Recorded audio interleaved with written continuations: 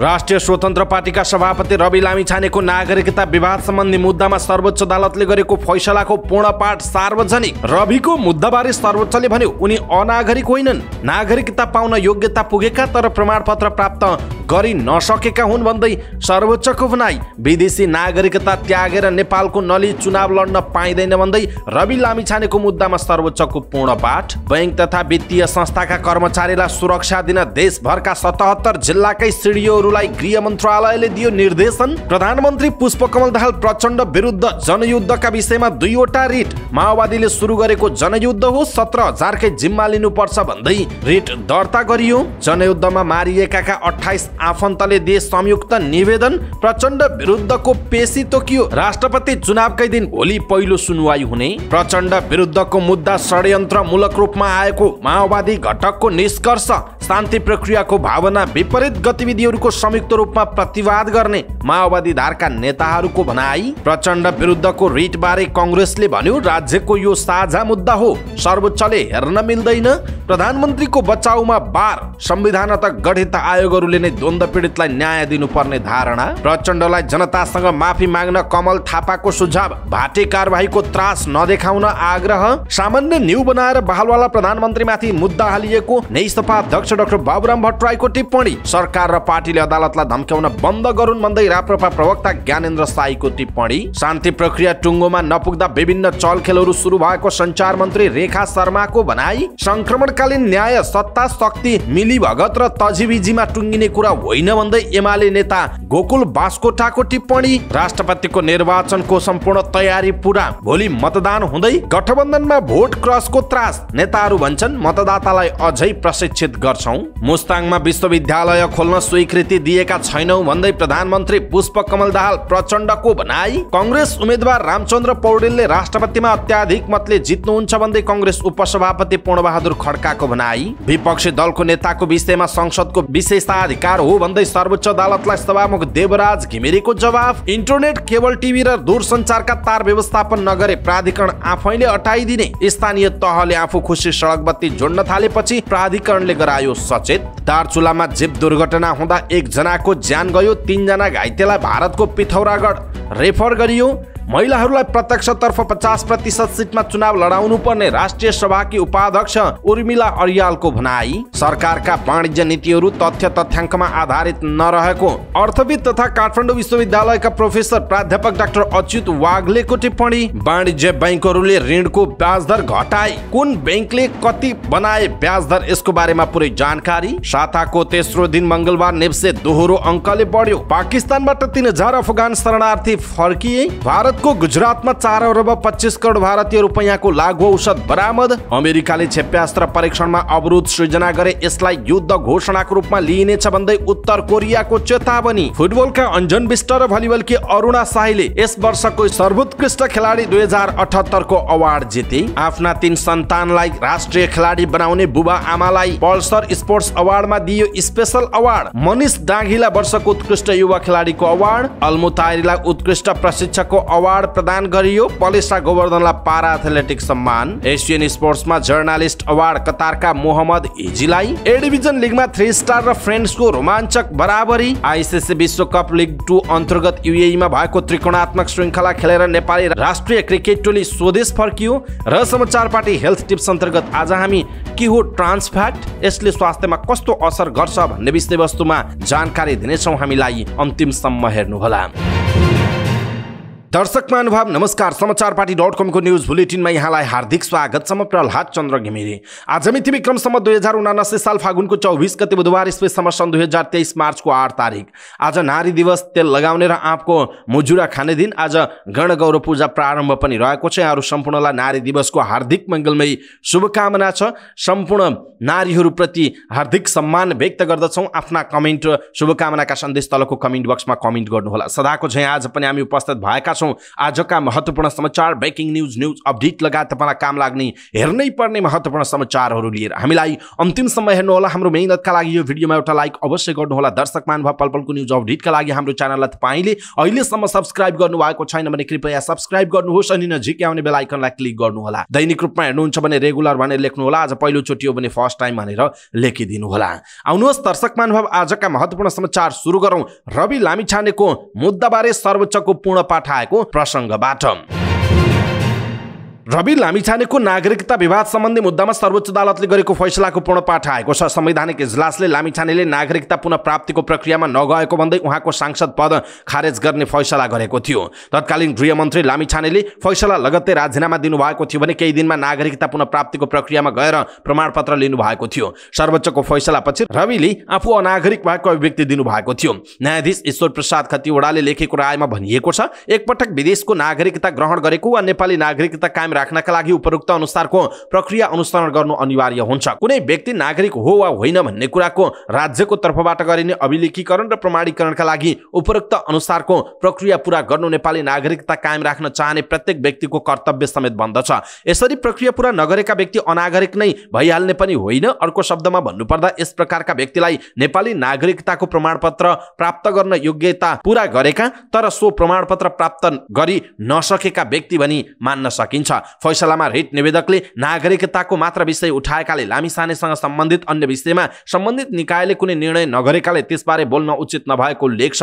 सर्वोच्च अदालतले रवि लामिछानेको राहदानी सम्बन्धी विवाद सम्बन्धी निकायले छानबिन गरिरहेकाले यसबारे बोल्न नपर्ने जनाएको छ। फैसलामा भनिएको छ, झुट्टा विवरण दिई राहदानी वा यात्रा अनुमति पत्र लिएको सम्बन्धी प्रावधानका सन्दर्भमा प्रचलित कानुन बमोजिम निरूपण गर्नुपर्ने विषय देखिएको र गृह मन्त्रालय, जिल्ला प्रशासन कार्यालय काठमाडौँ समेतका प्रत्यार्थीहरूको लिखित जवाबबाट राहदानीको विषयमा छानबिन भइरहेको भन्ने तथ्य खुल्न आएको पाइयो। सोही छानबिनका सन्दर्भमा राहदानी सम्बन्धी विषयको निरूपण हुन सक्ने नै हुन्छ। प्रस्तुत विवाद प्रत्यार्थी रवि लामिछानेले प्रतिनिधि सभाको सदस्य पदमा उम्मेदवार भई निर्वाचित भएको सन्दर्भमा निजको नागरिकता सम्बन्धी योग्यतासँग सम्बन्धित रहेको देखिएको तथा राहदानी सम्बन्धी विषय निर्वाचनका क्रममा उम्मेदवारको योग्यतासँग जोडिएको विषय नदेखिएकाले निजले सन् 2015मा नेपाली राहदानी लिएको विषयमा अहिले थप उल्लेख गरिरहन परेन भनेर भनिएको छ। यसैबीच रवि लामिछानेको विषयमा विदेशी नागरिकता त्यागेर नेपालको नली चुनाव लड्न पाइँदैन भन्ने खालको पनि व्याख्या आएको छ। सर्वोच्च अदालतले विदेशी नागरिकता कायम रहेकै अवस्थामा गैर आवासीय नेपालीलाई शासकीय पदमा निर्वाचित हुने राजनीतिक अधिकार प्राप्त नहुने व्याख्या गरेको छ। रवि लामिछाने विरुद्धको मुद्दाको गत माघ 13मा भएको फैसलाको पूर्णपाठ सार्वजनिक गर्दै सर्वोच्चले दल खोल्ने र निर्वाचित हुने अधिकार नेपाली नागरिकताको प्रमाणपत्र भएका व्यक्तिलाई मात्र हुने ठहर गरेको छ। गैर आवासीय नेपालीले नेपालको राजनीतिक अधिकार प्राप्त गर्न नेपाली नागरिकता पुनः कायम गर्नुपर्ने व्याख्या गरेको छ, जसका लागि विदेशी नागरिकता त्यागेर नेपालको कानुनले तोकेको प्रक्रिया अनुसार नेपालको नागरिकता पुनः कायम गर्न सकिने सर्वोच्चको भनाइरहेको छ। दर्शक महानुभाव, यसप्रति तपाईको धारणा के छ? आफ्नो धारणा तलको कमेन्ट बक्समा कमेन्ट गर्नुहोला। गृह मन्त्रालयले 77 वटै जिल्लाका सिडिओलाई बैंक तथा वित्तीय संस्थाका कर्मचारीको सुरक्षामा अलर्ट रहन निर्देशन दिएको छ। बैंक तथा वित्तीय संस्थाका कर्मचारीहरूले व्यक्तिगत सुरक्षामा चुनौती आएको भन्दै सुरक्षाको माग गरेपछि गृहले यस्तो निर्देशन दिएको हो। बैंक तथा वित्तीय संस्थाका कर्मचारीमाथि अवांछित गतिविधि हुन थालेपछि निर्देशन दिएको मन्त्रालयका प्रवक्ता जितेन्द्र बस्नेतले जानकारी दिनुभएको छ। उहाँले भन्नुभयो, सहकारी, लघुवित्त, बैंक तथा वित्तीय संस्थाका कर्मचारीमाथि अवांछित क्रियाकलाप बढेपछि हामीले यस्तो क्रियाकलाप नियन्त्रण गर्न सिडिओ कार्यालयलाई भनेका छौं। साथै प्रहरी प्रधान कार्यालय मार्फत पनि परिपत्र गरिएको छ उहाँको भनाइ छ। जाजरकोटमा लघुवित्त संस्थाका कर्मचारीलाई कालोमसो दलेको, मोरङमा जीवन विकास लघुवित्तका कर्मचारी कुटिएको घटनासँगै बैंकिङ क्षेत्रका कर्मचारी त्रसेछन्। परिचय पत्र र गाडीमा लगाइएको स्टिकर समेत झिकेर हिँड्न बाध्य भएको बैंकर्सहरूको गुनासो छ। पछिल्लो समय व्यवसायी दुर्गा प्रसाईले आफ्नो अभियानमा बैंकको ऋण नतिर्न उकासेको भन्दै यसले अझ उशृङ्खल गतिविधि बढेको उनीहरूको बुझाइ छ। व्यवसायी लघुवित्तका ऋणीहरूले ऋण नतिर्ने, लघुवित्त संस्थाले खारेज गर्नुपर्ने भन्दै आन्दोलन समेत गरिरहेका छन्। सहकारी क्षेत्रमा पनि लाखौं बचतकर्ता पीडित बनेको एकपछि अर्का समाचारहरू बाहिरिरहेका छन्। माओवादी केन्द्रका अध्यक्ष एवं प्रधानमन्त्री पुष्पकमल दाहाल प्रचण्डलाई फौजदारी अभियोगमा कारवाही हुनुपर्ने मागसहित सर्वोच्च अदालतमा 2वटा रिट दर्ता भएको छ। सर्वोच्च प्रशासनले दरपेट गरेको रिट दर्ता गर्न आदेश भएपछि ती दुवै रिट दर्ता भएका हुन्। प्रचण्ड विरुद्ध रामेछापका कल्याण बुढाथोकी, सुभाष गिरी लगायत 8 जना र रामेछापकै ज्ञानेन्द्र राज आरण सहित 14 जनाले रिट दायर गरेका हुन्। रिटको पेशी भोलि बिहीबारका लागि तोकिएको छ। रिट दायरकर्ता कल्याण बुढाथोकीले युद्धको नियम विपरीतको काम भएकाले त्यसको विरोधमा मुद्दा दर्ता गरिएको बताउनुभयो। अर्का रिट रिट निवेदनकर्ता ज्ञानेन्द्र राज आरणले संक्रमणकालीन न्यायका विषयमा देखिएका समस्या समाधानका लागि पटक पटक ध्यानाकर्षण गराउँदा पनि नभएपछि न्यायका लागि सर्वोच्च आउनु परेको बताउनुभयो। अधिवक्ता कीर्तिनाथ शर्मा पौडेलले पीडितलाई न्याय दिलाउनका लागि पहल गरिएको बताउनु भएको छ। प्रचण्डले 2076 माघ 1 मा माघीका अवसरमा टुँडीखेलमा आयोजित कार्यक्रमलाई सम्बोधन गर्दै द्वन्द्वकालमा मारिएका 17,000 मध्ये 5,000 को आफूले जिम्मा लिने बताउनुभयो। त्यही साबिती बयानलाई आधार मानेर रिट दर्ता गरिएको जनाइएको छ। यसैबीच प्रचण्ड विरुद्ध सर्वोच्चमा रिट दर्ता गर्न 18 जनाले संयुक्त रूपमा दिएको निवेदन दर्ता भएको छ। यसअघि सर्वोच्च अदालत प्रशासनद्वारा दरपिट गरिएको उक्त रिट दर्ता गर्न भन्दै आदेश जारी भएको थियो। त्यसपछि निवेदकहरूले रिट दर्ता गरेको जनाइएको छ। माओवादी केन्द्रका अध्यक्ष पुष्पकमल दाहाल प्रचण्डमाथि 5,000 को जिम्मा लिने साबिती बयानकै आधारमा रिट निवेदन दर्ता भएसँगै उक्त रिटको सुनवाई बिहिबार अर्थात् नेपालको राष्ट्रपतिको निर्वाचन हुने दिन हुने भएको छ। प्रधानमन्त्री पुष्पकमल दाहाल प्रचण्डलाई फौजदारी अभियोग माग गरिएको रिटको पेशी बिहिबारका लागि तोकिएको छ। जनयुद्धमा मारिएकाका आफन्तले रिट दर्ता गराएका छन्। 18 जनाले उक्त रिट निवेदनमा हस्ताक्षर गरेको बताइएको छ। सुनवाई 25 गतेलाई तोकिएको छ। राष्ट्रपति चुनावकै दिन सुनवाई हुन लागेको बताइएको छ। प्रधानमन्त्री तथा नेकपा माओवादी केन्द्रका अध्यक्ष पुष्पकमल दाहाल प्रचण्ड विरुद्ध लगाइएको मुद्दा षड्यन्त्रमूलक ढंगबाट ल्याइएको माओवादी घटकले निष्कर्ष निकालेको छ। बालुवाटारमा बसेको माओवादी घटकका 8 दलको बैठकले यो मुद्दा प्रचण्ड विरुद्ध मात्रै ल्याएको नभएको निष्कर्ष निकालेको छ। अहिले अदालतमा दर्ता भएको मुद्दा प्रचण्ड विरुद्ध मात्रै नभएको बैठकले निष्कर्ष निकालेको नेकपा बहुमतका नेता हिमन्त प्रकाश ओलीले जानकारी दिनुभएको छ। द्वन्द्वकालीन मुद्दा अदालतमा जानु गलत भएको उहाँको भनाइ रहेको छ। संक्रमणकालीन मुद्दा सत्य निरूपण मेलमिलाप आयोगबाट समस्याको समाधान गर्नुपर्नेमा अदालत मार्फत अगाडि बढाउन खोजेको छ। हामी त्यसका विरुद्ध एकजुट छौं उहाँको भनाइ छ। बालुवाटार बैठकमा प्रचण्ड सहित नेकपाका अध्यक्ष बाबुराम भट्टराई, नेकपा क्रान्तिकारी माओवादीका स्थायी समिति सदस्य सीपी गजुरेल, नेकपाका प्रवक्ता खड्गबहादुर विश्वकर्मा प्रकाण्ड, नेकपा बहुमतका संयोजक धर्मेन्द्र वास्तोला र हिमन्त प्रकाश ओली सहभागी रहनु भएको थियो। त्यस्तै वैज्ञानिक समाजवादी कम्युनिस्ट पार्टीका महासचिव विश्वभक्त दुलाल आहुति, नेकपा माओवादी समाजवादीका कर्णजित बुढाथोकी र माओवादी कम्युनिस्ट पार्टीका केन्द्रीय सदस्य नारायण प्रसाद धिमालको पनि सहभागिता रहेको थियो। माओवादी धारका राजनीतिक दलहरूले शान्ति प्रक्रियाको मर्म र भावना विपरीतका गतिविधिहरूको संयुक्त रूपमा प्रतिवाद गर्ने निर्णय गरेका छन्। प्रधानमन्त्रीको सरकारी निवास बालुवाटारमा बसेको माओवादी धारका राजनीतिक पार्टीहरूको बैठकले संयुक्त रूपमा विज्ञप्ति जारी गर्दै यस्तो निर्णय गरेको। उनीहरूले संक्रमणकालीन न्यायका सम्बन्धमा भइरहेको चर्चाबारे माओवादी धारका पार्टीहरूको ध्यानाकर्षण भएको शान्ति प्रक्रियासँग जोडिएका विषयवस्तुहरू विस्तृत शान्ति सम्झौताको भावना र मर्म अनुरूप व्यवस्थापन गर्नुपर्छ भन्ने कुरामा एकमत रहेको बताएका छन्। संक्रमणकालीन न्यायसँग सम्बन्धित विषयहरू सत्य निरूपण तथा मेलमिलाप आयोग मार्फत अगाडि बढाइनुपर्ने उनीहरूको माग छ। संक्रमणकालीन न्यायको प्रक्रिया विपरीतका काम कारबाहीले शान्ति सम्झौताको कार्यान्वयनमा सहयोग पुर्याउँदैन भन्ने कुरा समेत आफूहरू स्पष्ट रहेको उनीहरूले बताएका छन्। यसैबीच नेपाली कांग्रेसले द्वन्द्वकालीन मुद्दा सर्वोच्च अदालतले हेर्न नमिल्ने बताएको छ। प्रधानमन्त्री प्रचण्ड विरुद्ध सर्वोच्च अदालतमा रिट परेपछि बसेको 9 दलीय गठबन्धनको बैठकपछि नेपाली कांग्रेसका प्रमुख सचेतक रमेश लेखक द्वन्द्व मुद्दा संक्रमणकालीन न्यायकै प्रबन्धबाट समाधान हुनुपर्ने बताउनु भएको छ। उहाँले सर्वोच्च अदालतले पनि द्वन्द्वको मुद्दा संक्रमणकालीन न्याय पद्धतिबाटै हो भनेर यसअघि नै बोलिसकेको बताउनु भएको छ। उहाँले यो कुनै अमुक पार्टीको मात्र नभएर राज्यको विषय भएको बताउनु भयो। सबै मिलेर संक्रमणकालीन न्याय सम्पादन गर्ने भएकाले अदालत पनि यो विषयमा सकारात्मक हुने उहाँको बुझाइरहेको छ। प्रधानमन्त्री पुष्पकमल दाहाल प्रचण्डमाथि दायर मुद्दा र यसबाट उत्पन्न विवादका विषयमा कानुन व्यवसायीहरूको संस्था नेपाल बार एसोसिएसनले मुख खोलेको छ। बारले संक्रमणकालीन न्यायको विषयलाई लिएर प्रचण्ड विरुद्ध फौजदारी कसुर सम्बन्धी रिट दर्ता गर्न सर्वोच्च अदालतले दिएको आदेशमाथि सांकेतिक असन्तुष्टि प्रकट गरेको छ। बारका अध्यक्ष गोपाल कृष्ण घिमिरे र महासचिव अन्जिता खनालले विज्ञप्ति जारी गर्दै औपचारिक प्रतिक्रिया दिनुभयो। विज्ञप्तिमा शान्ति प्रक्रियालाई निष्कर्षमा पुर्याउने र पीडितलाई उचित न्याय प्रदान गर्ने नेपाल सरकार र 2 आयोगहरू जिम्मेवार हुनु जरुरी रहेको लेख छ। शान्ति प्रक्रियालाई निष्कर्षमा पुर्याउने उद्देश्यले विगतमा भएको विस्तृत शान्ति सम्झौता, नेपालको संविधान तथा गठित सत्य निरूपण तथा मेलमिलाप आयोग र बेपत्ता पारिएका व्यक्तिहरूको छानबिन आयोगको काम, कर्तव्य र क्षेत्राधिकार उल्लेख भई दुवै आयोगले आफ्नो क्षेत्राधिकार अन्तर्गत काम गर्दै आइरहेको विज्ञप्तिमा स्मरण गराइएको छ। संविधानत गठित आयोग र न्यायिक निकायहरूले आफ्नो दायित्व निर्वाह गरी कार्य सम्पादन गर्ने भन्दै ती निकायहरूलाई प्रभावित हुने गरी कुनै गतिविधि नगराउन पनि बारले आग्रह गरेको छ। राप्रपा नेपालका अध्यक्ष कमल थापाले सरकार र तत्कालीन माओवादी बीच भएको शान्ति सम्झौतालाई विवादास्पद दस्तावेजको संज्ञा दिनुभएको छ। त्यसबेला कायम रहेको राज्य सत्ताको अङ्ग राज संस्थालाई सम्झौता गर्दा कहीँ कतै संलग्न नगराइएको उहाँको भनाइ छ। शान्ति सम्झौतालाई नै आधार मान्दा पनि यसले गम्भीर मानवता विरोधी अपराधलाई उन्मुक्ति नदिएको टिप्पणी थापाले गर्नुभयो। द्वन्द्वकालमा दुवै पक्षबाट ज्यादती भएको भन्दै उहाँले त्यही कारण सत्य निरूपण तथा मेलमिलाप आयोगको व्यवस्था भएको उल्लेख गर्नुभयो। गत 15 वर्षमा 4 पटक माओवादीको नेतृत्वमा सरकार बन्यो। केही अपवाद बाहेक प्राय सबै सरकारमा माओवादी सहभागी भयो, तर सत्य निरूपण गर्ने र अपराधीलाई कठघरामा उभ्याउने काम कसैबाट भएन, उहाँले सामाजिक सञ्जालमा लेख्नु भएको छ। माओवादीबाट बिना कारण मारिएकाहरूको स्वयं परिवारले अझै न्याय नपाएको र माओवादी नेतृत्वले क्षमा याचना समेत नगरेको थापाको टिप्पणी रहेको छ। नेपाल समाजवादी पार्टीका अध्यक्ष डाक्टर बाबुराम भट्टराईले द्वन्द्वकालीन मुद्दाको विषयलाई लिएर प्रधानमन्त्री पुष्पकमल दाहाल प्रचण्डमाथि अदालतमा मुद्दा हाल्ने काम देशलाई फेरि द्वन्द्वमा रुमल्ने गम्भीर षड्यन्त्र अन्तर्गत भएको आरोप लगाउनु भएको छ। अध्यक्ष भट्टराईले सत्य निरूपण तथा मेलमिलाप आयोगले गर्ने यो कामलाई अदालती प्रक्रियामा लगेर डलरको खेती गर्नेहरूको शान्ति प्रक्रियालाई घिझोलेर देशमा द्वन्द्वको खेती गर्ने स्थितिलाई अस्थिर बनाइराख्ने बाह्य शक्तिको चलखेल बनाइराख्ने गम्भीर षड्यन्त्र भइरहेको भन्दै यसका विरुद्ध आवाज उठाउन सबैलाई अपिल गर्नुभयो। 113औं अन्तर्राष्ट्रिय श्रमिक महिला दिवसको अवसरमा काठमाडौँमा आयोजित कार्यक्रममा बोल्दै उहाँले आफू प्रधानमन्त्री हुँदा शान्ति सम्झौतालाई पूर्णता दिनका लागि जारी गरिएको अध्यादेश पनि अदालतमा मुद्दा हालेर अगाडि बढ्न नदिएको र अहिले आएर सामान्य न्यू बनाएर प्रधानमन्त्री प्रचण्डमाथि नै मुद्दा हाल्ने काम गरिएको भन्दै आपत्ति पनि जनाउनु भयो। शान्ति सम्झौताको विषय माओवादीको विषय मात्र नभई राज्यको विषय भएकाले यसमा सबैले गम्भीर बन्नुपर्ने अध्यक्ष भट्टराईको भनाइ रहेको छ।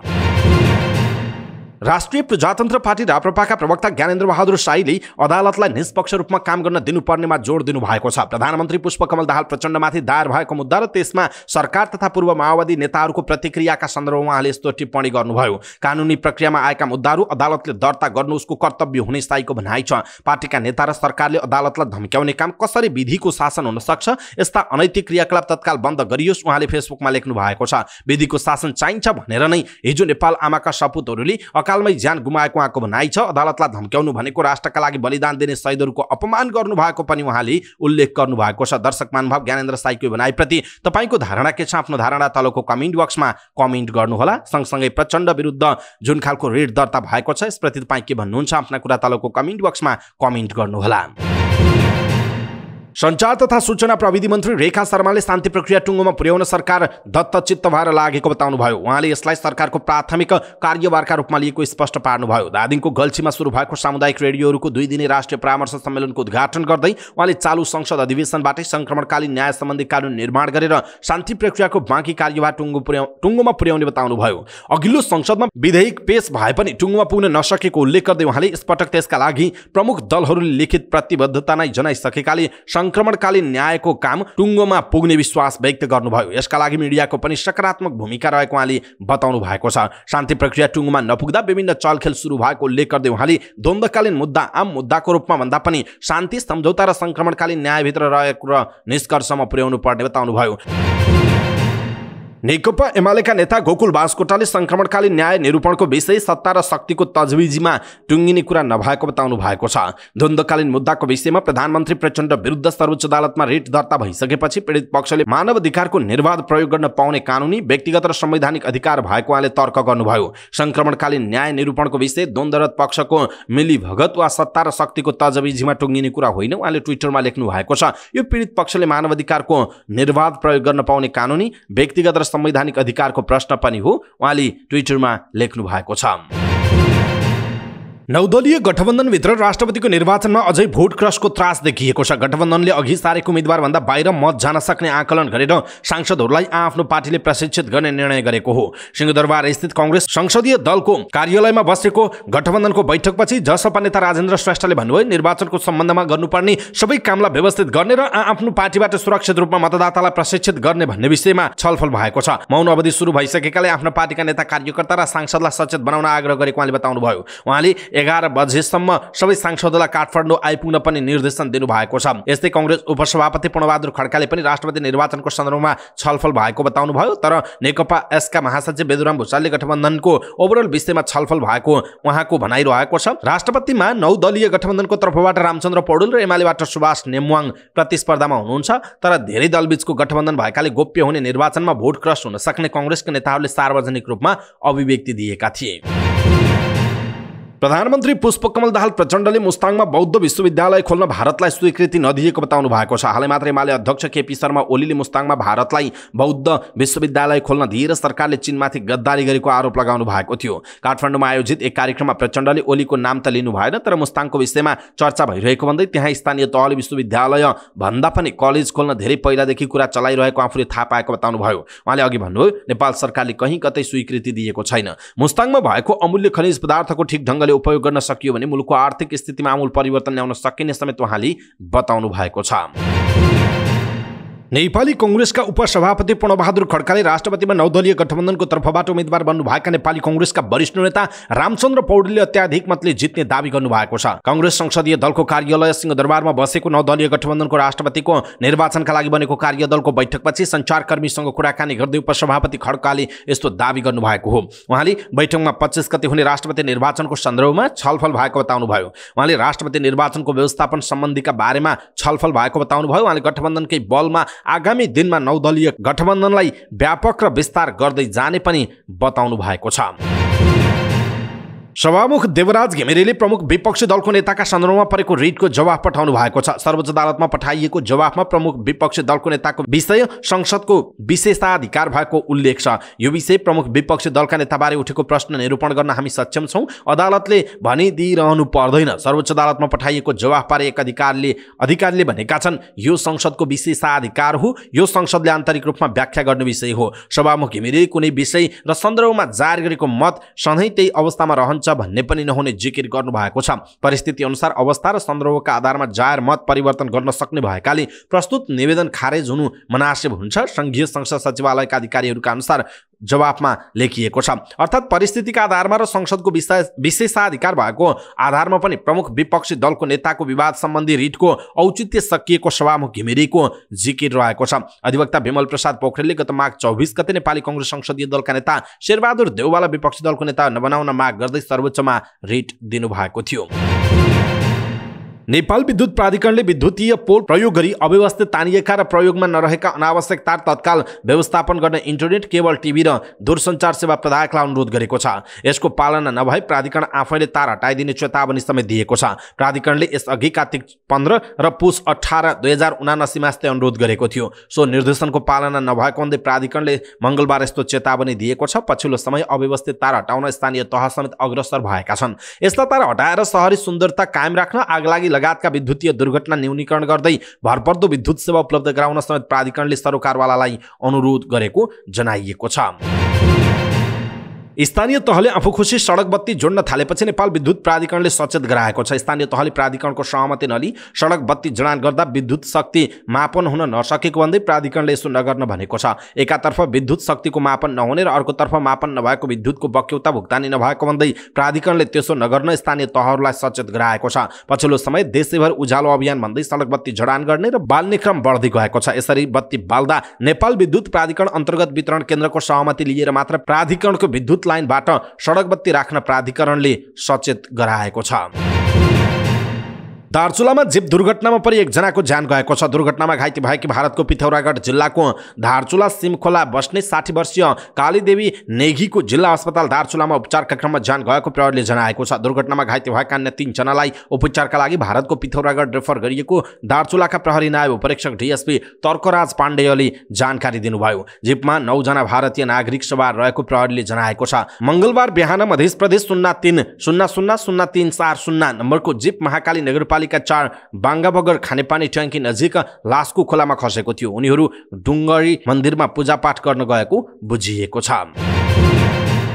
राष्ट्रिय सभा उपाध्यक्ष उर्मिला अर्यालले महिलाहरूलाई प्रत्यक्षतर्फ 50% सिटमा चुनाव लड्न पाउने व्यवस्था ल्याउनु पर्ने बताउनु भएको छ।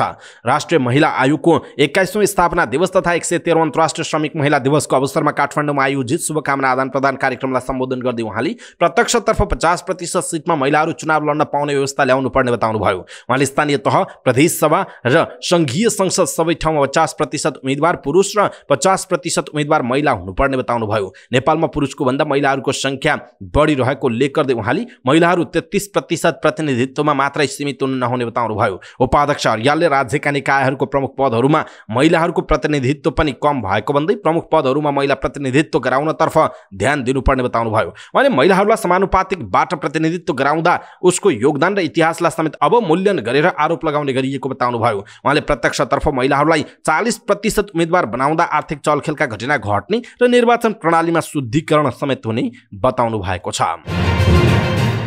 अर्थविद तथा काठमाडौँ विश्वविद्यालयका प्रोफेसर प्राध्यापक डाक्टर अच्युत वाग्लेले सरकारका वाणिज्य नीतिहरू तथ्य तथ्याङ्कमा आधारित नभएको बताउनु भएको छ। काठमाडौँ विश्वविद्यालय र विश्व व्यापार सङ्गठनले आयोजना गरेको व्यापार खुलापनले ल्याउने आर्थिक विकास र व्यवसायको दिगोपन सम्बन्धी पहिलो अन्तर्राष्ट्रिय सम्मेलनमा बोल्दै उहाँले यस्तो बताउनु भएको हो। उहाँले सरकारले बनाउने वाणिज्य नीतिहरू तथ्य तथ्याङ्कमा आधारित बनाउन सहयोग मिल्ने सम्मेलनको उद्देश्य रहेको बताउनुभयो। उहाँले नेपालमा उत्पादन भएका वस्तुहरूको विदेशमा निर्यात बढाउनका लागि वाणिज्य नीति तथ्य तथ्याङ्कमा आधारित भएर बनाउन आवश्यक रहेको बताउनु भएको हो। उहाँले तथ्य तथ्याङ्कमा आधारित भएको नीति नबनाएसम्म नेपालबाट विदेशमा कति वस्तुहरू निर्यातको सम्भावना छ र कहिलेसम्म कति निर्यात भएको छ भन्ने विषयमा जानकारी हुने बताउनु भएको छ। उहाँले सम्मेलनमा सरकारले बनाएका वाणिज्य नीतिहरू किन प्रभावकारी नभएको भन्ने बारेमा एउटा कार्यपत्र पनि प्रस्तुत गर्नु भएको थियो। वाणिज्य बैंकहरूले ऋणको ब्याज दर घटाएका छन्। उच्च ब्याज दरले आक्रान्त भएको भन्दै केही ऋणीहरूले बैंक विरुद्ध आन्दोलन समेत गरेका थिए। ब्याज दर घटाउन अर्थ मन्त्रालय र नेपाल राष्ट्र बैंक समेत गुहारेका उनीहरूलाई बैंकले ब्याज दर घटाएपछि केही राहत पुग्ने बताएका छन्। सानीमा बैंकले आधार दरमा लिने गरेको अतिरिक्त प्रिमियममा 2% सम्म घटाएको छ। बैंकका प्रमुख कार्यकारी अधिकृत CEO निश्चल राज पाण्डेले यसअघि 6% सम्म प्रिमियम लिने गरेकोमा अब 4% भन्दा बढी नलिने गरी व्यवस्था गरिएको बताउनु भएको छ। प्रिमियमसँगै ऋणको ब्याज दर पनि केही घटेको जनाइएको छ। सिटिजन बैंकले पनि प्रिमियम घटाएको छ। बैंकका प्रवक्ता नारायण अधिकारीले प्रिमियम घटेको बताउनु भयो। सिटिजन्सले आधार दरमा 6% सम्म प्रिमियम जोडेर ब्याज दर लिँदै आएको थियो। उसको आधार दर 11.39% छ। उसले 2% सम्म प्रिमियम घटाएको जनाएको छ। त्यस्तै एभरेस्ट बैंकले 1% प्रिमियम घटाएको छ। उसले आधार दरमा 5% सम्म प्रिमियम जोडेर ब्याज लिँदै आएको थियो। एभरेस्टको आधार दर 9.86% छ। बैंकहरूले प्रिमियम घटाएसँग ब्याज दर पनि घट्ने संकेत दिएका छन्। प्रिमियम घटाएका बैंकहरूले ऋणलाई ब्याज दर घटेको जानकारी दिएका छन्।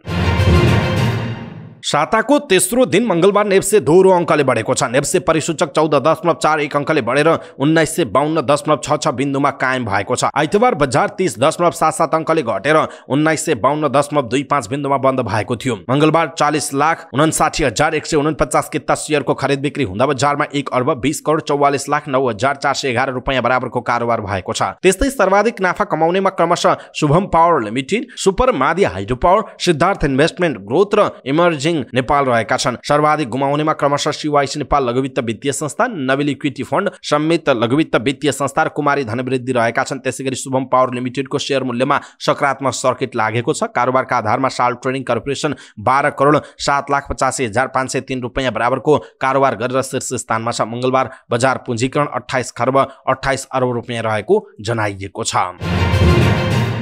छिमेकी राष्ट्र पाकिस्तानबाट सोमबार 3,000 जना अफगान शरणार्थी स्वदेश फर्किएका छन्। अफगानिस्तानको शरणार्थी तथा स्वदेश फिर्ता मामिला मन्त्रालयले मंगलबार जारी गरेको विज्ञप्तिमा यो कुराको जानकारी दिएको छ। मन्त्रालयका अनुसार अफगानिस्तानमा शरणार्थी फिर्ता गर्ने प्रक्रिया चलिरहेको छ।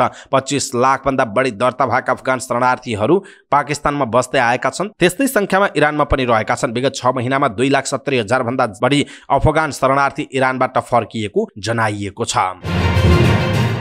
भारतको गुजरातमा 4 अर्ब 25 करोड भारतीय रुपैयाँको लागु औषध बरामद भएको छ। भारतीय तट रक्षकको सुरक्षा बलले गरेको संयुक्त खोज तलासका क्रममा 4 अर्ब 25 करोड भारु बराबरको 61 किलो खैरो हिरोइन बरामद गरेको BBC हिन्दीले जनाएको छ। इरानबाट आएको डुङ्गामा लागु औषध भेटिएको र 5 जना पक्राउ परेको खबरमा उल्लेख छ। इरानबाट लागु औषध आइरहेको गोप्य सूचनाको आधारमा सुरक्षा बलले खोजी अभियान चलाएको थियो। पक्राउ परेको गिरोह ठूलो अन्तर्राष्ट्रिय गिरोहसँग सम्बन्धित रहेको शंकामा अनुसन्धानलाई तीव्र बनाइएको BBCले जनाएको छ। उत्तर कोरियाले क्षेप्यास्त्र परीक्षणलाई रोक्ने प्रयास गरिएमा उक्त गतिविधिलाई युद्धको घोषणाको रूपमा मानिने चेतावनी दिएको छ। उत्तर कोरियाले नेता किम जोङ उनकी शक्तिशाली बहिनी किम यो जोङको मंगलबारको भनाइलाई उद्धृत गर्दै दक्षिण कोरियाली मिडियाले उक्त कुरा जनाएको छ। उसका अनुसार प्योङयाङले प्रशान्त महासागरमाथि इन्टरकन्टिनेन्टल ब्यालिस्टिक मिसाइल परीक्षण गरेमा अमेरिकाले उक्त मिसाइल खसाल्ने योजना बनाएको छ। अमेरिकाले उत्तर कोरियाली ब्यालिस्टिक मिसाइलहरूको परीक्षणमा हालसम्म कुनै अवरोध सृजना गरेको छैन। सामान्यतया छिमेकी देशहरूबाट बचाउन यस किसिमको परीक्षणमा ठाडो कोणमा मिसाइल प्रक्षेपण गरिन्छ। यद्यपि प्योङयाङले हालै जापानको क्षेत्रमा समेत यस किसिमको परीक्षण गरेसँगै र परीक्षण जारी राख्ने घोषणा गरेसँगै यसले विश्व समुदायमा बहस सुरु गरेको अवस्था छ। प्योङयाङको आफ्नो रणनीतिक हतियार परीक्षण विरुद्ध अमेरिकी सैन्य कारबाहीलाई युद्धको घोषणाको रूपमा हेरिने किम यो जोङको भनाइ छ। जोङले प्रशान्त महासागर अमेरिका र जापानको प्रभुत्वमा नपर्ने समेत बताएकी छिन्। गत वर्ष प्योङयाङले गरेको क्षेप्यास्त्र परीक्षणको रेकर्डपछि अमेरिका र दक्षिण कोरियाले आफ्नो संयुक्त सैन्य अभ्यासलाई निरन्तरता दिने र बढोत्तरी गर्ने सहमति गरिरहेका बेला उत्तर कोरियाले यस किसिमको चेतावनी दिएको हो।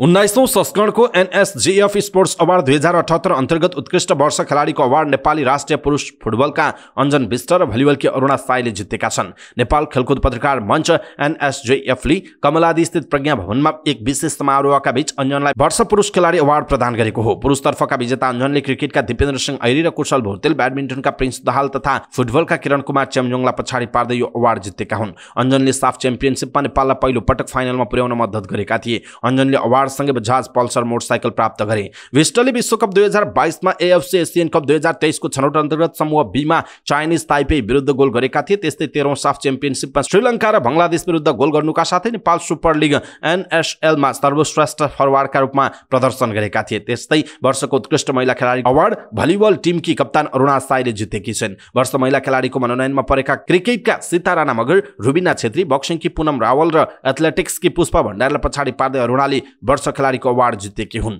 नेपालले बंगलादेशको ढाका मिरपुरमा भएको एसियन सेन्ट्रल जोन महिला भलिबल च्याम्पियनसिपको उपाधि रक्षा नेपालले गर्दा उनी कप्तान थिइन्। नेपाल समूह चरणका 5 खेल र फाइनलमा उज्बेकिस्तानलाई हराएर अपराजित यात्रासहित च्याम्पियन बनेको थियो। अरुणा प्रतियोगिताको बेस्ट सेटर हुनु तथा 6औं एनभी कपमा बेस्ट सेटर रहेकी थिइन्।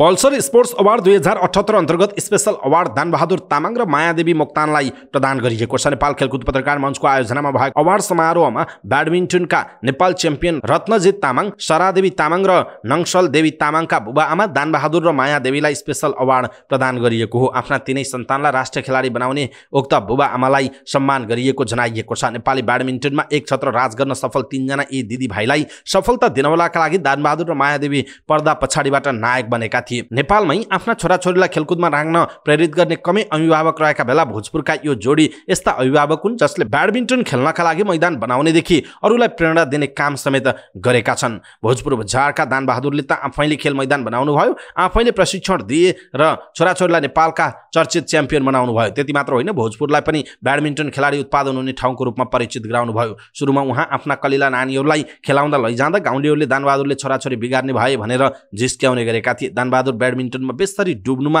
विशेष घटना पनि छ जसबाट उहाँले एक लिएर काम गर्नुभयो। हिजो छोराछोरी बिगारे भन्ने गाउँलेहरू अहिले उहाँको सफलता देखेर छक्क परेका छन्। छोराछोरीलाई राम्रो खेलाडी बनाउने सपना देख्नेहरू अरू पनि छन्, तर दानबहादुर मायादेवी दम्पतिको योगदान भने अरूभन्दा अलग र स्पेशल रहेको छ।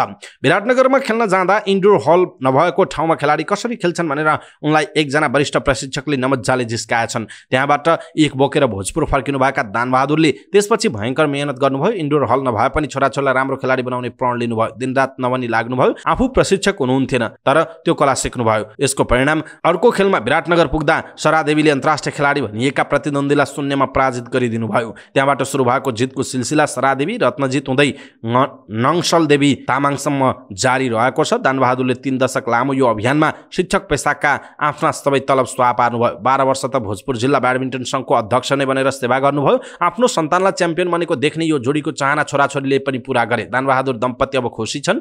शिक्षण पेसाबाट रिटायर भइसक्नुभएका उहाँ अहिले पनि भेन्ट्रान्स ब्याडमिन्टन खेल्न देशभर डोलिरहनुहुन्छ। उनै दानबहादुर र उहाँका धर्मपत्नीलाई स्पेशल अवार्ड प्रदान गरिएको छ। दर्शक महानुभाव, यसप्रति तपाईँको धारणा के छ? आफ्नो धारणा तलको कमेन्ट बक्समा कमेन्ट गर्नुहोला। नेपाली राष्ट्रिय फुटबल टिमका मिडफिल्डर मनिष डाङ्गीले नेपाल खेलकुद पत्रकार मञ्च एनएसजीएफ अवार्ड 2078 को वर्ष उत्कृष्ट युवा खेलाडी घोषित हुनु भएको छ। मंगलबार प्रज्ञा प्रतिष्ठानमा भएको वर्ष युवा खेलाडीको घोषणामा राष्ट्रिय टिमका मिडफिल्डर मनिषले बाँकी 4 खेलाडीलाई पछि पार्नुभयो। उहाँले युवा खेलाडीको मनोनयनमा परेका फुटबलका प्रीति राई, बक्सिङका छेरिङ वाङदी शेर्पा, ब्याडमिन्टनका रसिला महर्जन र भलिबलका उषा भण्डारीलाई पछि पार्दै युवा वर्ष खेलाडीको अवार्ड जित्नु भएको हो। युवा वर्ष खेलाडी चुनिनु भएका उहाँले एक थान पल्सर मोटरसाइकल प्राप्त गर्नु भएको छ। डाङ्गीले अन्तर्राष्ट्रिय फुटबलमा डेब्युमा एसियाकै हेभीवेट इराक विरुद्ध दर्शनीय गोल समेत गर्नुभएको थियो। यसैबीच फुटबलका अब्दुल्लाह अल मुताइरी वर्ष 2078 को उत्कृष्ट प्रशिक्षक चुनिनु भएको छ। अल मुताइरीले उत्कृष्ट प्रशिक्षकको अवार्ड पाउनु भएको हो। अवार्डका लागि अल मुताइरीसँगै क्रिकेटका अस्ट्रेलियन डेभ वाटमोर, पारा तेक्वान्दाका कविराज नेगी, बक्सिङका दीपक महर्जन र भलिबलका जगदीश भट्ट मनोनयनमा पर्नु भएको थियो। उहाँहरूलाई पछि पार्दै अवार्ड जित्नुभएका अल मुताइरीले पल्सर मोटरसाइकल पुरस्कार पाउनु भएको छ।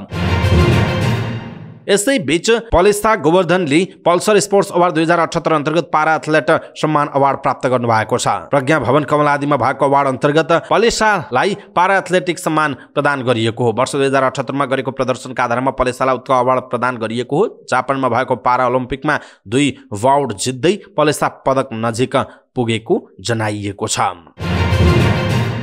यसैबीच पल्सर स्पोर्ट्स अवार्ड 2078 अन्तर्गत एसियन स्पोर्ट्स जर्नालिस्ट अवार्डमा कतारका मोहम्मद हिजीलाई प्रदान गरिएको छ। खेलकुदको सबैभन्दा ठूलो अवार्ड समारोह पल्सर स्पोर्ट्स अवार्डमा हिजीलाई एसियन स्पोर्ट्स जर्नालिस्ट अवार्ड प्रदान गरिएको हो। मोहम्मद हिजीसँग खेलकुद पत्रकारितामा 3 दशकभन्दा बढी समय काम गरेको अनुभव छ। एसिया क्षेत्रकै लिडिङ स्पोर्ट्स जर्नालिस्टको रूपमा रहेका हिजी विश्व खेलकुदको सर्वोच्च संस्था AIPSमा 3 कार्यकाल उपाध्यक्ष समेत रहेका थिए। कतारी नागरिक हिजीले 1990 मा खेलकुद पत्रकारिता सुरु गरेका थिए। उनले Al Sharq, Al Raya, Al Watan, Al Arab र लुसेस जस्ता पत्रिकामा काम गरिसकेका छन्। हिजीले Olympic, FIFA World Cup, Asian Games जस्ता ठूला स्पोर्ट्स इभेन्टको रिपोर्टिङ गरिसकेका छन्।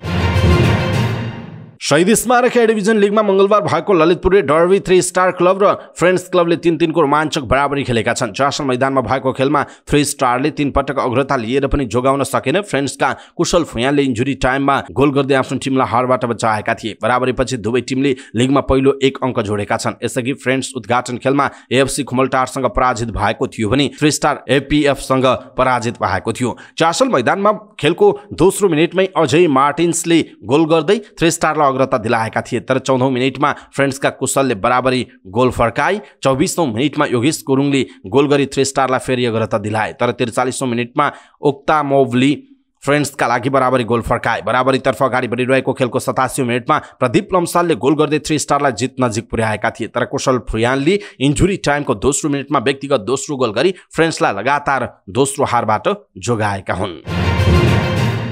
आईसीसी विश्वकप लिग 2 अन्तर्गत UAE मा भएको त्रिकोणात्मक श्रृङ्खला खेलेर नेपाली राष्ट्रिय क्रिकेट टोली स्वदेश फर्किएको छ। पपुवा न्युगिनी र UAE सम्मिलित श्रृङ्खलामा खेलेका 4 मध्ये नेपालले 3 खेल जितेको थियो। पपुवा न्युगिनीसँगका दुवै खेल जितेको नेपाल UAE सँग पहिलो खेलमा भने पराजित भयो। नेपालले पपुवा न्युगिनी र UAE सँग नै घरेलु मैदानमा आईसीसी विश्वकप लिग 2 अन्तर्गतको अन्तिम सिरिज खेल्दैछ। नेपालसँग UAE पनि सिरिजका लागि नेपाल आइसकेको छ। कीर्तिपुर स्थित त्रिभुवन विश्वविद्यालयको खेल मैदानमा आयोजना हुने श्रृङ्खलाको पहिलो खेलमा नेपालले मार्च 9 फागुन 25 मा पपुवा न्युगिनीसँग खेल्नेछ। मार्च 12 फागुन 28 मा UAE सँग नेपालले दोस्रो खेल खेल्नेछ। मार्च 13 फागुन 29 मा पपुवा न्युगिनीसँग नेपालले पुनः खेल्नेछ। विश्वकप लिग 2 को अन्तिम खेल मार्च 16 चैत 2 मा नेपाल र UAE बीच हुने जनाइएको छ।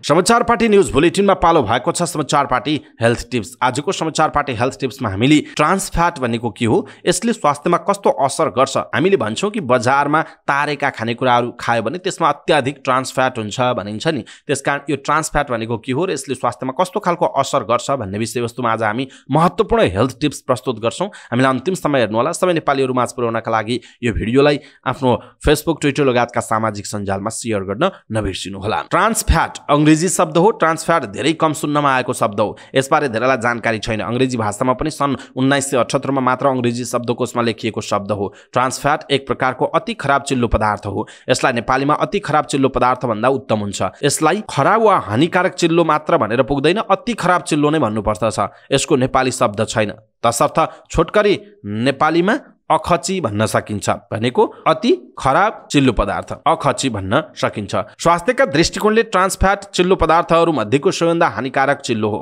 खानामा अखचीको मात्रा धेरै भएमा हृदयघात र मस्तिष्कघात लगायत मधुमेह, उच्च रक्तचाप, मोटोपन, एक प्रकारको स्तन क्यान्सर जस्तो अन्य धेरै स्वास्थ्य समस्याहरू देखा पर्दछन्। ट्रान्स फ्याट प्राकृतिक र कृत्रिम गरी 2 स्रोतबाट प्राप्त हुन्छ। राँगा, भैँसी, खसी, बोका आदि जनावरको रातो मासुमा हुने बोसो र दूध दहीबाट बनेको परिकारमा पाइने ट्रान्स फ्याटको मात्रा 3 देखि 9% सम्म हुन्छ। थोरै मात्रामा खाँदा प्राकृतिक स्रोतबाट प्राप्त हुने ट्रान्स फ्याटले स्वास्थ्यमा धेरै नकारात्मक असर गर्दैन, तर अत्याधिक मात्रामा सेवन गर्नाले भने नकारात्मक असर हुन सक्छ। कृत्रिम स्रोतबाट प्राप्त हुने अर्थात् खाद्य उद्योगमा उत्पादन गरिने औद्योगिक ट्रान्स फ्याट, जसलाई PHO भनिन्छ, स्वास्थ्यका लागि अत्यन्तै हानिकारक हुन्छ। यस्तो चिल्लो पदार्थ वनस्पति तेललाई तताएर त्यसमा आंशिक मात्रामा हाइड्रोजनको अणु मिसाएर उत्पादन गरिन्छ। यस्तो प्रक्रियाबाट तरल अवस्थामा रहेको वनस्पति तेल कोठाको तापक्रममा बाक्लो वा ठोस पदार्थमा परिवर्तन हुन्छ। ट्रान्स फ्याट भएको तेल सामान्य तापक्रममा जान्छ। उद्योगमा सस्तो तेललाई तताएर हाइड्रोजन मिसाएर उत्पादन गरिने ट्रान्स फ्याटबाट चिल्लो पदार्थको मात्रा बढ्नुका साथै यसमा खानेकुरा पकाउँदा खानाको रूप र स्वाद राम्रो बन्छ र धेरै दिनसम्म सञ्चय गर्न सकिन्छ। वनस्पति तेल भन्दा यो धेरै सस्तो पर्न आउँछ। व्यवसायमा फाइदा हुने भएकाले खाद्य उद्योगमा यसको प्रयोग धेरै हुन्छ। नेपालको उद्योगको उत्पादन हुने वनस्पति घिउ, केकमा प्रयोग हुने सर्टेनिङ, मार्गरिन आदि औद्योगिक ट्रान्स फ्याटका केही उदाहरण हुन्। ट्रान्स फ्याट कति खान सकिन्छ? ट्रान्स फ्याट बारे गरिएका विभिन्न वैज्ञानिक अध्ययन अनुसन्धानका अनुसार मान्छेलाई दैनिक आवश्यक चिल्लो पदार्थको 1% भन्दा बढी मात्रा ट्रान्स फ्याट भएमा त्यो स्वास्थ्यका लागि हानिकारक हुन्छ। वैज्ञानिक सल्लाह यो रहेको छ कि मानिसलाई दैनिक आवश्यक पर्ने कुल ऊर्जा क्यालोरीको 1/3 ऊर्जा चिल्लो पदार्थबाट प्राप्त हुनुपर्छ। दैनिक क्यालोरीको 10% स्याचुरेटेड फ्याटबाट र 1% भन्दा कम ट्रान्स फ्याटबाट प्राप्त हुनुपर्दछ। खानामा ट्रान्स फ्याट शून्य भई सबैभन्दा उत्तम हुन्छ। 1% ट्रान्स फ्याट भनेको कति हो यो सजिलै नाप्न सकिन्छ। मानौ एउटा मानिसलाई दैनिक 2000 क्यालोरी ऊर्जा दिने खाना खानुपर्छ। 2000 को 1% भनेको 20 हो र 100 को 20 क्यालोरी ऊर्जा करिब 2 ग्राम चिल्लो पदार्थबाट प्राप्त हुन्छ। 2 ग्राम भनेको आधा चिया चम्चा भन्दा अलिक कम हो। 1 चिया चम्चामा 5 ग्राम हुन्छ। यस प्रकार दैनिक 2000 क्यालोरी बराबर खाना खाने व्यक्तिले आफ्नो खानामा आधा चिया चम्चा भन्दा कम ट्रान्स फ्याट प्रयोग गर्न सकिन्छ, तसर्थ 2% भन्दा कम अखची प्रयोग गर्न सकिन्छ। अब ट्रान्स फ्याटले स्वास्थ्यमा कस्तो असर पार्छ त? ट्रान्स फ्याट अत्यन्त खराब चिल्लो पदार्थ हो। यसले रगतमा खराब कोलेस्ट्रोलको मात्रालाई बढाउँछ र असल कोलेस्ट्रोलको मात्रालाई घटाउँछ। धमनीहरूको भित्री भागमा नकारात्मक असर पारी धमनीहरू साँघुरिने क्रमलाई बढाउँछ। रगतको थेग्रा जम्ने सम्भावनालाई बढाउँछ, जसले गर्दा हृदयघात र मस्तिष्कघात हुने सम्भावना धेरै हुन्छ। यस प्रकार ट्रान्स फ्याट धमनीहरूका लागि अत्यन्त हानिकारक छ। यसले युवा अवस्थामा मधुमेह, उच्च रक्तचाप, मोटोपन, महिलाहरूमा एक प्रकारको स्तनको क्यान्सरको जोखिम बढाउँछ। विश्व स्वास्थ्य संगठनका अनुसार प्रत्येक वर्षमा करिब 5,40,000 को मृत्यु ट्रान्स फ्याटकै कारणले हो भनेर प्रमाणित भएको छ। त्यसकारण सन् 2023 सम्ममा उद्योगबाट उत्पादित औद्योगिक ट्रान्स फ्याट नियन्त्रण गर्ने लक्ष्य राखिएको छ। कस्तो खानामा ट्रान्स फ्याट बढी हुन्छ त? वनस्पति तेललाई जति धेरै ततायो नि त्यति धेरै नै त्यसमा ट्रान्स फ्याटको मात्रा बढ्दै जान्छ। जति धेरै ततायो तेल त्यति बढी हानिकारक बन्दै जान्छ। यस्तो तेलमा पकाएको पकौडा, समोसा, चाउचाउ, आलु, चिकन आदि खानेकुराहरू स्वादिलो भए पनि स्वास्थ्यका लागि अत्यन्त हानिकारक हुन्छन्। खाद्य उद्योगमा तयार गरी प्याकेटमा बन्द गरिएका खाद्य पदार्थहरू जस्तै कुकिज, तयारी चाउचाउ, भुजिया, दालमोट, चिज बल्स, आलु चिप्स आदिमा अत्याधिक मात्रामा ट्रान्स फ्याट हुन सक्छ। तसर्थ लेभल हेरेर मात्र खाने बानी बसाल्नुपर्छ। त्यस्तै प्रकारले वनस्पति घिउमा बनाइएका बेकरी आइटमहरू, केक, डोनट, आइसक्रिम, पिज्जा तथा तेलमा डिप फ्राई गरेर तयार पारिने फास्ट फुड जस्तै पकौडा, समोसा, पुरी, चिकन फ्राई, आलु फ्राई, बर्गर, ससेज आदिमा प्रशस्त मात्रामा ट्रान्स फ्याट हुन सक्छ। वनस्पति घिउमा तरेर बनाइने मिठाईहरू, जेली, लालमोहन, गुदपाक, पुष्टकारी, लाखामरी आदिमा पनि धेरै मात्रामा ट्रान्स फ्याट हुन सक्छ। ट्रान्स फ्याटको प्रयोग कसरी घटाउने? डिप फ्राई गरेको खाना नखाने। बजारमा प्याकेटमा बन्द गरी तयारी खानेकुरामा ट्रान्स फ्याटको मात्रा हेरेर मात्र खाने। वनस्पति घिउको सट्टा गाई भैँसीको घिउको प्रयोग गर्ने। वनस्पति तेलमा खाना पकाउँदा डढीको तेलमा दोहोर्याएर खाना नपकाउने। तेलहरूमध्ये तोरीको तेल र नरिवलको तेल बढी प्रयोग गर्ने। ओलिभ तेललाई नतताउने वा नझान्ने। रातो मासुको सट्टा सेतो मासु खाने। दूधलाई चिल्लो निकालेर पिउने। मिठाई, आइसक्रिम, पिज्जा, केक आदि कम खाने। तयारी चाउचाउमा राखेको वनस्पतिको घिउ खाँदैन खाने। दर्शक महानुभाव, आज हामीले यहाँहरूलाई ट्रान्स फ्याट भनेको के हो, यसले स्वास्थ्यमा कस्तो असर गर्छ भन्ने विषयवस्तुमा जानकारी दियौं। नेपाल हृदयरोग प्रतिष्ठानले ट्रान्स फ्याट बारे उपलब्ध गराएको यो जानकारीबाट यो हेल्थ टिप्स हामीले यहाँहरूमाझ प्रस्तुत गर्यौं। तपाईलाई कस्तो लाग्यो आफ्नो धारणा तलको कमेन्ट बक्समा कमेन्ट गर्नुहोला। हाम्रो मेहनतका लागि यो भिडियोमा एउटा सानो लाइक अवश्य गर्नुहोला। दर्शक महानुभाव, पलपलको न्यूज अपडेटका लागि हाम्रो च्यानललाई तपाईले अहिलेसम्म सब्स्क्राइब गर्नुभएको छैन भने कृपया सब्स्क्राइब गर्नुहोस् अनि नजिकै आउने बेल आइकनलाई क्लिक गर्नुहोला। पलपलको न्यूज अपडेटका साथ फेरि हाम्रो भेट हुनेछ। तपाई समाचार पार्टी हेर्दै गर्नुहोस्। नमस्कार।